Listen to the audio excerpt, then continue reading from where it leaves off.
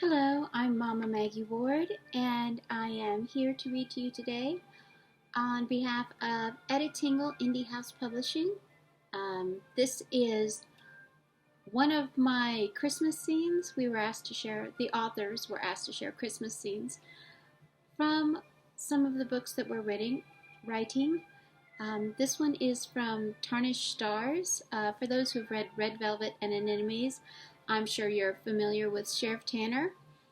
And this is one of the happiest days of Thomas's life, and Christmas Eve, and this was quite a while before he became the sheriff of Pagosa Cliffs.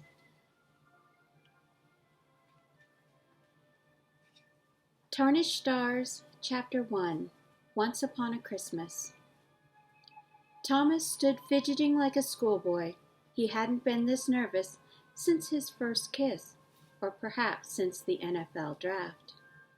The pianist and string quartet began playing soft wedding music as the bridesmaids paraded past the guest wearing identical green velvet gowns and carrying bouquets of evergreens and red poinsettias. They all looked very pretty, but they were not the ones he wanted to see.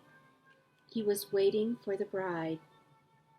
His son walked toward him, carrying imitation rings tied securely to a green velvet pillow. Thomas Jr.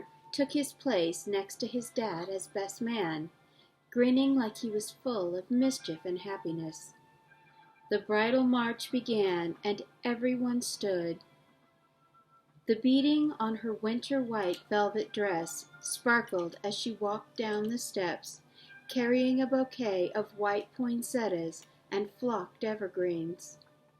Her fine cornrows had been woven with iridescent ribbons into a crown that was covered by the sheerest veil he had ever seen.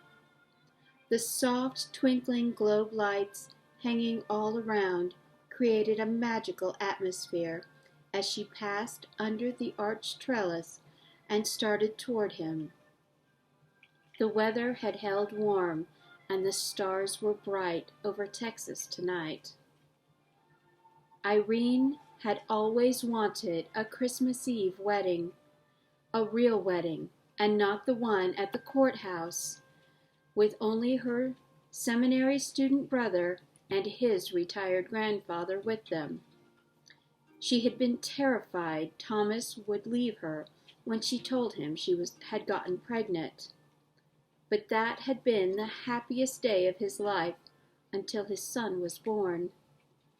He had sold his truck, bought an old blazer and a car seat, and a wedding set from a pawn shop.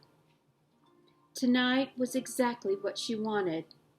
It was the least he could do for the woman who had given him so much. She was his angel, and it seemed even more perfect that she looked like the angel on the top of the tree in the living room. His brother-in-law Isaac gave him a wink and started the ceremony with his best impression of the bishop from the Princess Bride movie. Marriage is what brings us together today. Thomas choked to keep from laughing as Irene's expression changed to something akin to murder. She reached out and fisted the shoulder of Isaac's preacher's robe and pulled his face to hers.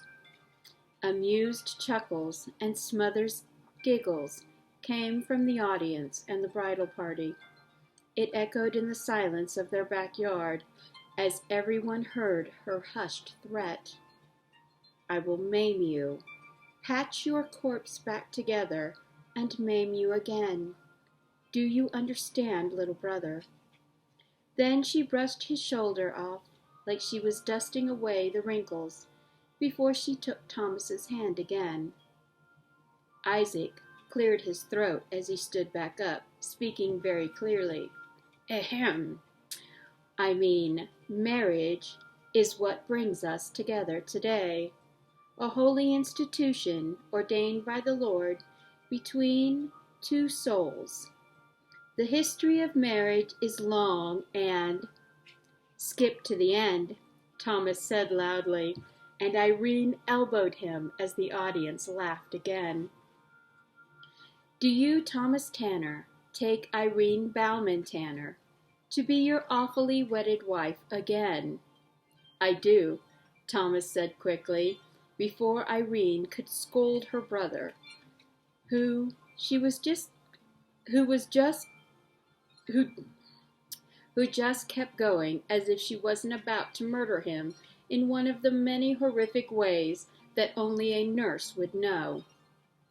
"To love, honor, and cherish, in sickness and in health, for richer or poorer, and to always eat her horrible cooking without complaint for as long as you both shall live."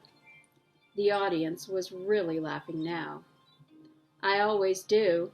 Thomas squeezed her hand to get her to look at him. When she glanced at him, all her outrage vanished as he kissed her hand. Thomas Jr. pulled at his leg. "Now, Dada?" "Not yet, little guy. It's Mommy's turn," Isaac told the toddler. Thomas put his hand on TJ's head, and Irene smiled at their son, then answered Isaac's questions with two quick I do's, never looking away from Thomas's eyes. "May I have the rings?" Isaac intoned. Irene looked at her brother, surprised, and whispered, "Isaac, we aren't doing that part." Actually, Tank insisted. Isaac grinned. Thomas was holding TJ, who held out a red velvet box to his mother. They weren't supposed to exchange rings, but Thomas had borrowed against his end-of-season bonus to buy her the ring he thought she deserved.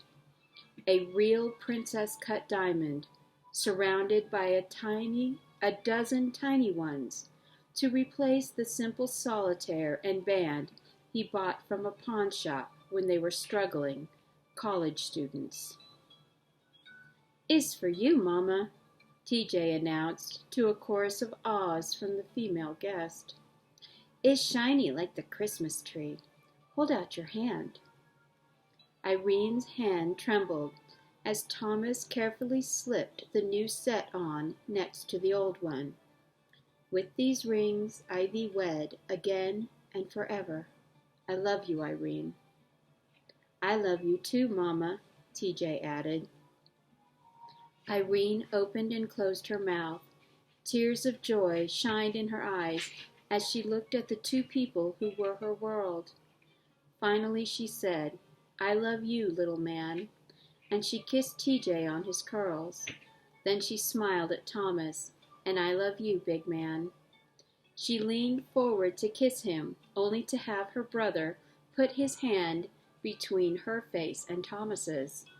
"Sis, we haven't gotten to that part yet."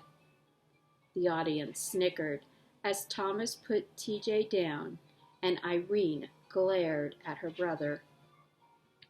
Isaac cleared his throat and announced loudly, "What the Lord in his infinite capacity for love and humor has joined together—" "Say man and wife," Thomas interrupted. "Man and wife, you may kiss your bride," Isaac grinned. Thomas pulled Irene into his arms and kissed her like no one was watching. Most clapped and cheered, but there were also catcalls and shouts of "Get a room" from his teammates as the music started to play again. Everyone but Isaac had left by 9:30 p.m. As a diligent uncle, he insisted on reading TJ the night before Christmas. Both her mother and his pappy had retired for the evening. After Isaac left, they began putting out the presents. It was almost midnight when Thomas finished carrying the boxes, and Irene carefully arranged them around the tree. He stood looking up at the angel. "I think you wore it better," he said. She looked at him. "What?" dressing as an angel on Christmas Eve. I think you wore it better." He smiled as her arms circled his waist. Her lips were soft against his chin, so he tipped his head down and kissed her deeply. "You need to go to bed, Thomas. You have a game tomorrow," Irene chided, and tried to step away, but he held her firmly. "Not just yet, my angel," he murmured. "Thomas, what about our guest?" she panted. "They're all asleep," he murmured against her neck. Then he treated her with the adoration he always felt. She was his one and only forever and ever until death parted them, and this was his favorite Christmas of all. That was the opening of Tarnished Stars, which will be coming to Edit Tingle in the future after we finish the Anemone series. I hope you enjoyed it, and I hope that wherever you are, the virus isn't putting too much of a stress on your holidays. I hope you have a happy Hanukkah, a blessed Yule, a Merry Christmas, and a joyful Kwanzaa as we wait for the new year and the end of 2020. Be blessed, and may all of your wishes and dreams come true in the next year, and may you find joy and peace.